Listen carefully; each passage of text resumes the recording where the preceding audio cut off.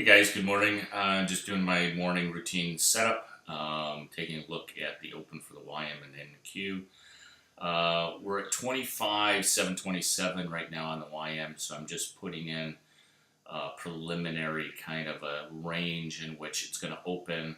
So I just marked it off with a rectangle here from the Thinkorswim platform.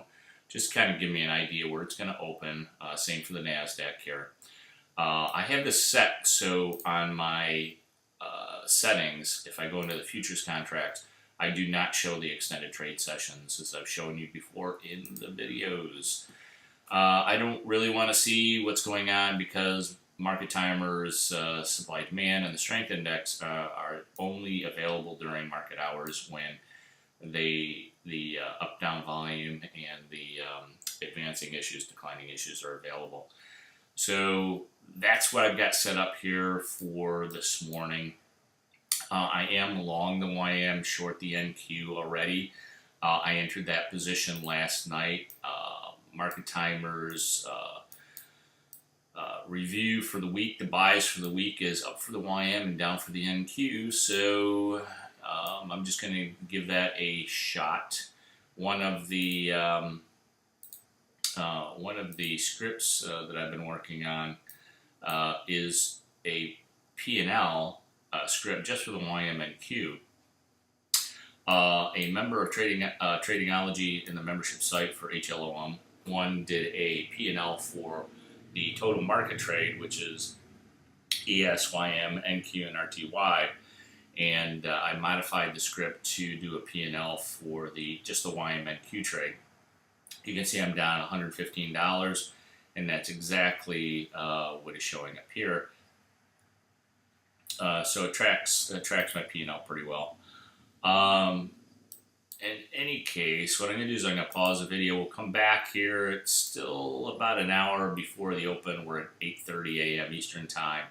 Got an hour before the open here. So if anything changes in the meantime, I will let you know. But I'm going to pause the video for now, and I'll see you at the open.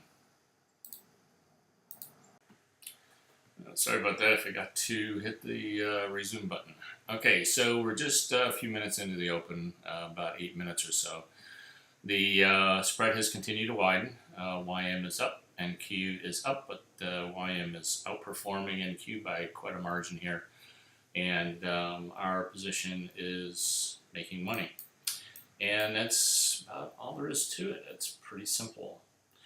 So with the spreadsheet that I created that you can find in the members area, that's going to help you a lot because that spreadsheet indicated that we had a positive bias going into this week. Plus, Market Timers report over the weekend with the Insights newsletter indicated that the Dow would outperform the NASDAQ this week. If that's the case, then we should see fairly decent profits on our position over the next week or so. Now, I'm not going to hold the position for a week, but that's the bias for the week, so I'll probably take positions on a day-to-day basis. So far we're up about 240, as you can see from the indicator over here. I don't have to do the math in my head here. I can just look at this and say, okay, I'm up $215 right now. And as long as that continues to go up, I'm a happy camper. That's set on a 30-minute chart. You can go down to may go down to a 15-minute chart here, just to get a better sense.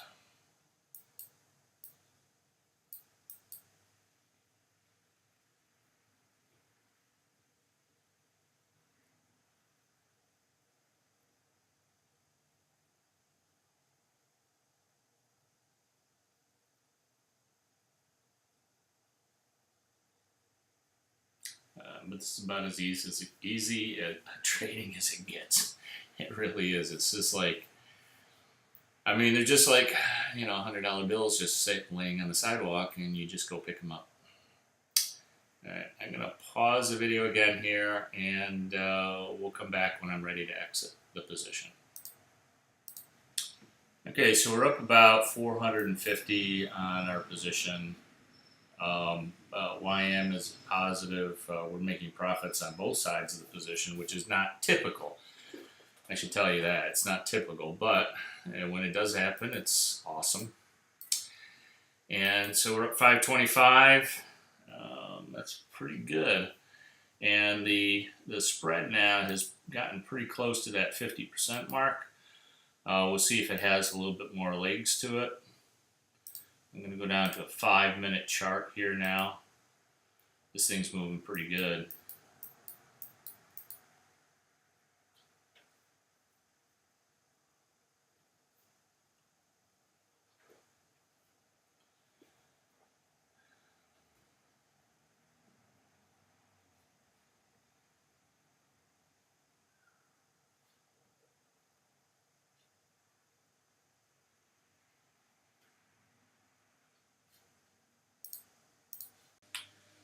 All right, so it looks like we're still doing pretty good, but it seems to be hovering around that 430, 445 level. So I'm just going to go ahead and take some profits. I can always get back in later. So at 485, and I'll just kind of like, let's see what it looks like on the monitor tab, 480. So what I'll do is I just kind of monitor this a little bit. I mean, that was a pretty good move. Anything above 480, of course. I'll see if I can't get back in a little bit.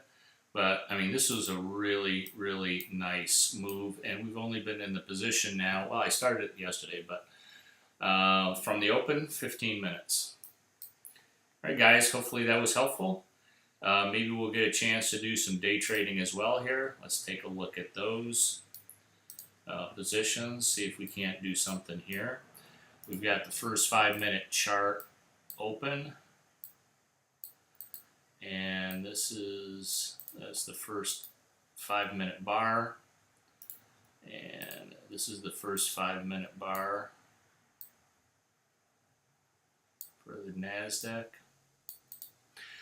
We've got both positive, but the YM is definitely more positive here, plus 10 compared to plus 6 on the NASDAQ for the supply demand. The strength index, not terribly strong on either one right at this point. NASDAQ, much weaker. NASDAQ much weaker than the Dow. We use the comparison between the opening bar here, the first 5-minute bar. The NASDAQ is definitely seeing a great deal more weakness, and it actually has gone negative, while the mini Dow futures here have gone positive. They're plus 89.